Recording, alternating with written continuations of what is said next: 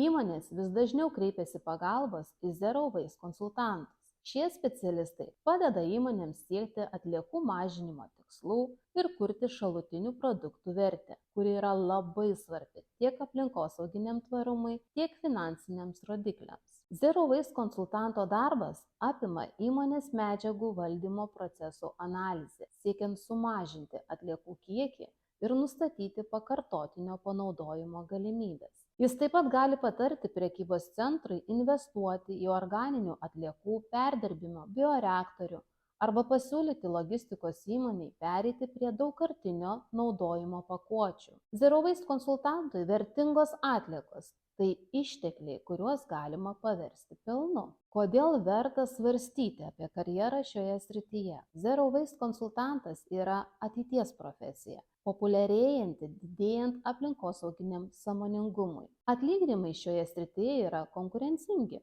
Konsultantai gali tikėtis uždirbti nuo 50 000 iki 100 000 JAV per metus, priklausomai nuo patirties ir gyvenamosios vietos. Be to, šios pareigybės paklausa didėja, nes įmonės ieško veiksmingų išteklių taupymo ir atliekų mažinimo strategijų. Kad būtumėte rezultatyvus Zero Waste konsultantas, turite išmanyti pirmiausia atliekų tvarkymo procesus, nustatyti atliekų mažinimo galimybes, proceso analizės ir optimizavimą, kad būtų galima sutaupyti ir įmonėje įgyvendinti aplinkai palankius sprendimus, turėti gerus bendravimo įgūdžius, kad galėtumėte bendradarbiauti su partneriais ir įgyvendinti tvarias strategijas. Zero Waste konsultantas – tai profesija, padedanti įmonėms taupyti pinigus ir saugoti aplinką. Pasirinkę šį karjeros kelią, galite dirbti įvairiuose sektoriuose, nuo logistikos iki svetingumo,